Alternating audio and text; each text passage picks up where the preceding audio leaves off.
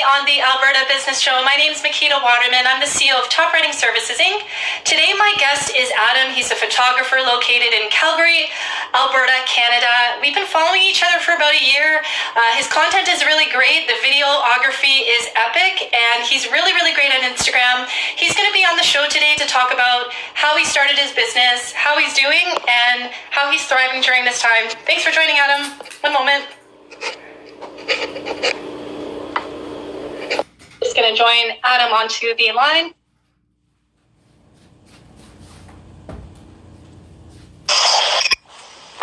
We're gonna.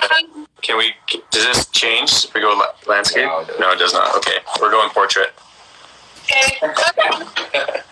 How's it going? Good. How are you today? Doing well. You're up in Edmonton, right? Yeah, we're in Edmonton, about 3 hours away from you. How's Not it? too far. Is it nice or is it snowy? Well, last week it was cold, but the snow disappeared, and it kind of feels like fall now, which is good. So it's a good start of the end of November, so to say. How about you guys? It's been weird. We had some rain yesterday a little bit. It's kind of warm. It's supposed to be like 4 degrees today, 10 degrees tomorrow. But, before that, it was just basically winter. We had like a foot of snow. But thank you for joining me on the Alberta Business Show, Adam. And what's the name of your business partner? I'm not sure. It's Justin. Well, Yeah. Justin, nice to meet you, Justin. So I just wanted to bring you on the show. I've been following you, Adam, for probably close to a year. And every time I see your content, it's epic, it's consistent, it's high quality. It definitely is so much better than some of the other stuff that I see locally here in Edmonton even. So just wanted to talk to you guys about how you started your business and how are you guys doing during this time? Yeah, it's kind of a funny story, maybe like a little bit more cliche towards like the founder stories or whatever, but we were co-working in a Starbucks. I had a different business. Justin was doing something else. We went to university together, so we had a relationship. Before that, we were friends. We had a previous business that didn't work out in the past, like 5 years ago or whatever. Mm-hmm. And he was like, hey, man, like I've got these cameras and I'd like to start a business. And I was like, well, all right, man, I'll start a business with you. And so that's kind of just how we got started. No real experience in videography or photography. I still like, Justin's the photography guy, I'm the video guy. So, even when I take photos with my phone, they still kind of suck. So how do you play into this, Justin? The amazing videos that I see and the photography as well from Adam every day, like how do you kind of put your creative hand and mindset into the whole creation? So we do, Adam's a really creative one. So he does kind of mainly videos and he helps with photos and taking photos. And then I mainly just do the photography and then editing for the photos side. And then I recognize that like Adam's a very social person, as you know. So he does a lot of prospecting or like kind of just like talking and socializing with people and kind of connecting us. And then I kind of set up like the systems, kind of like one's the back end, like invoicing, like what we're going to do next, kind of like strategy stuff. And then just as a team, I think it's really good. Like the Wall Robert kind of talks about this too. It's like if you have two founders, like it's good to have like a seller and then a builder. And I think that's the kind of the best synergy for like two founders essentially, because doing it by yourself is quite difficult. Yeah. And so yeah, it's kind of like that's what I do. More like the, I guess, like organizing portion of it. Sounds like you guys are pretty smart because I follow a lot of Gary Vaynerchuk and he kind of tells people if you're a creative person but you have no business acumen, you need to bring in that second partner to kind of do the biz dev or put your awesomeness together and make it happen. So that's awesome. Yeah, it's the visionary and integrator. Yeah. It's another way to look at it. Totally. And what were you guys doing before you started your business? I was working, well, I still do, so I actually still work a full-time job as well. I work at the University of Calgary. I work in the fitness center there. And before that, I had another business that was teaching construction workers basically like lifting mechanics and how to like not injure themselves. And Justin was working, I think you were working at Good Foods at the time. Yeah, at Good Food. It's like a Hello Fresh type company. Awesome. And this year has come to many as a surprise. Like on a personal level, the both of you, like how did you guys deal with COVID? Do you guys feel isolated? Or are you guys kind of transitioning personally? Like, how's it going for you?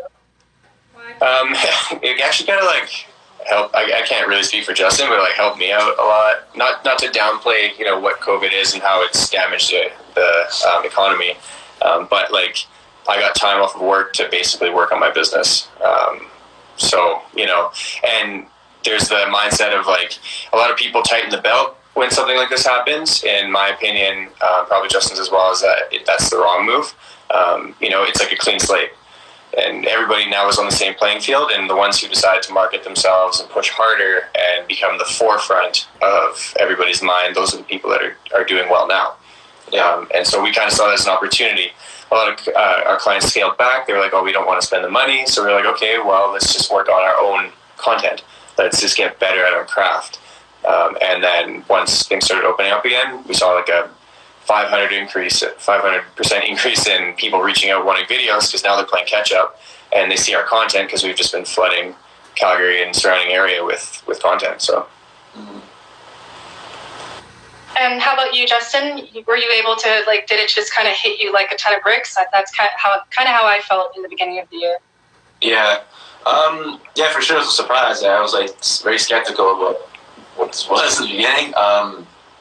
But I agree with Adam. I'd say mindset as well. It's like, I do think that because what happened, a lot of people that did scale back, they kind of lost an opportunity.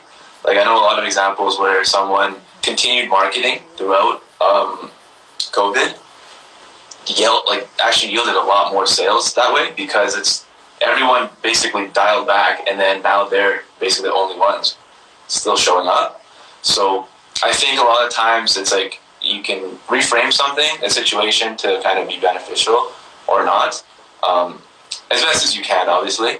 But like, luckily, like me and Adam, like none of our family members were really affected or anything. So it's like we didn't really have like the worst experience with COVID because of that reason. So we tend to look at the brighter side, I guess, because we can, we choose to. Yeah. I agree with you too, because I think between like 35 to 45% of my followers, like the entrepreneurs, they literally stopped posting, and I had to unfollow a bunch of people because they were like idle accounts, and now I see them kind of springing back up. But when there's a turmoil like this, you guys are entrepreneurial, you start going in on the content. But Adam, I know you said you wanted to talk about Instagram and how you guys are winning. Let us, how are you guys winning on Instagram? What advice can you give to our audiences here to level up their content and get in front of their audience a little bit more than their competitors? Mm-hmm. Like the foundation probably is consistency. You know, choosing like obviously, like Gary Vaynerchuk says, right? It's like you're not going to be the best at the beginning. You just need to post. So making sure that you post something every day. You know, and like you don't want to go too crazy because you do still want to have room to learn. But making sure that you're posting every day and you're showing up every day so that people start seeing you more consistently, and that builds trust. And then, of course, like spending time learning and being, okay, I take this picture with my phone. How can I download a free app to edit this? And, you know, there's lots of like template looks and stuff like that, like filters or whatever that you can do. And then every day by doing that, you show up more and more, and then it becomes more easier for you and more commonplace. And you know, like we started at the beginning, just like posting once a week, then twice a week. And then we were doing 5 times a week, 7 times a week at one point. And then once we understood, like, okay, these days do better. And now we have like enough of kind of it's not a huge following, but it's like a good enough following for where we were before. Then we can kind of dial it back just a bit and focus on making better content every time we release it. And I think that that's a good strategy to start with, because then it just like, it seems like a whole lot for somebody, right? They're going to like, oh my God, 7 posts a week. You know, like each one of these posts needs to be great posts so people are engaging with them and blah, blah, blah, blah. But eventually it just becomes easy. You know, it's like, oh, I just do this. This is just part of the business strategy. And it's not even hard, because once you learn like the techniques and strategies like batch shooting, you know, and like repurposing and curating, then it becomes a lot easier on you. But that has an ROI, right? That definitely, like all of our business so far pretty much has come from Instagram. And like that's pretty good, because we have spent like maybe $100 in total on any kind of advertisement, and that's just testing. and so like people can easily just, you know, post something, right? And like it's much better to post as like a lifestyle or as a person as part of your brand, rather than just like a faceless company. because people can empathize and, they can connect with that a lot easier. And then by doing that, then they think of you whenever they're thinking of that service that could be related to whatever they're doing. Mm-hmm.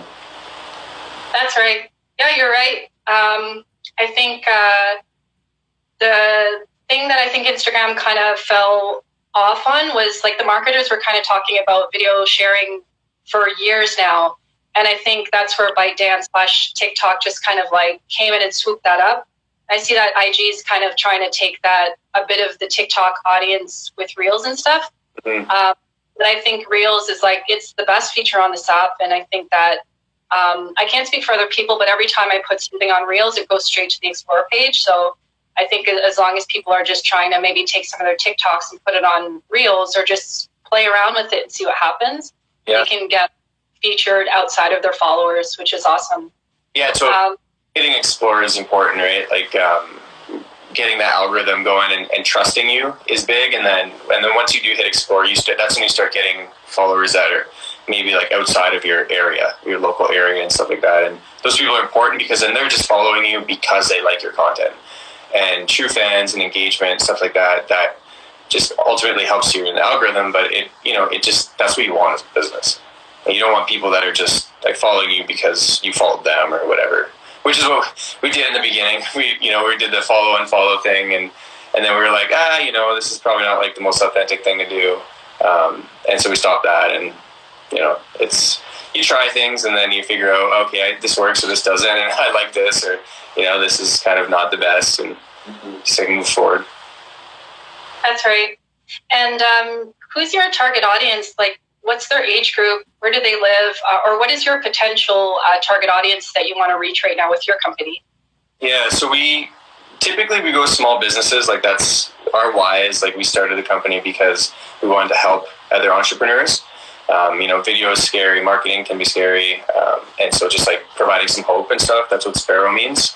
And so what we were doing is we were like providing small businesses, entrepreneurs, like, video promotion, stuff like that.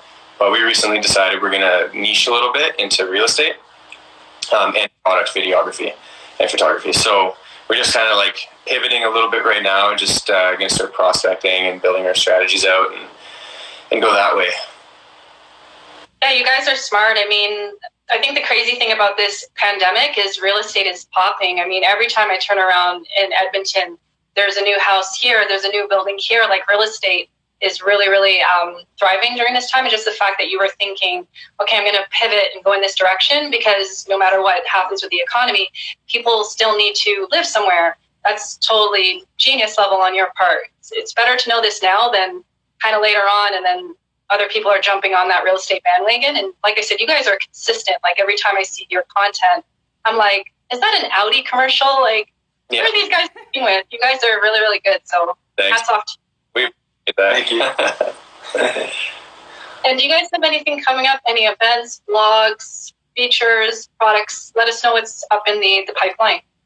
We have a kind of like faux wedding video that we're going to drop this week.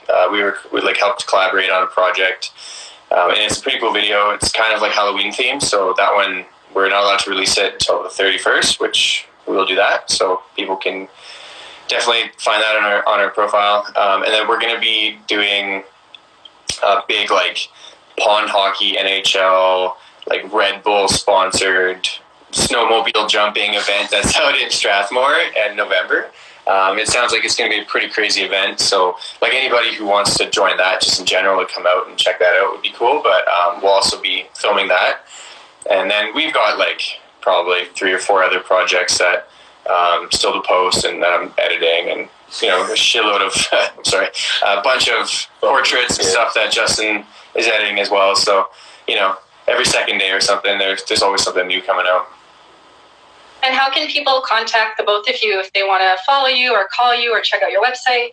Yeah, just our Instagram, adam.studiosparrow, and then our website, studiosparrow.com. Sparrow's SPERO. And yeah, that's those 2 places where we live. Awesome. We have some people on the line here. Does anyone have any questions to ask Adam and Justin?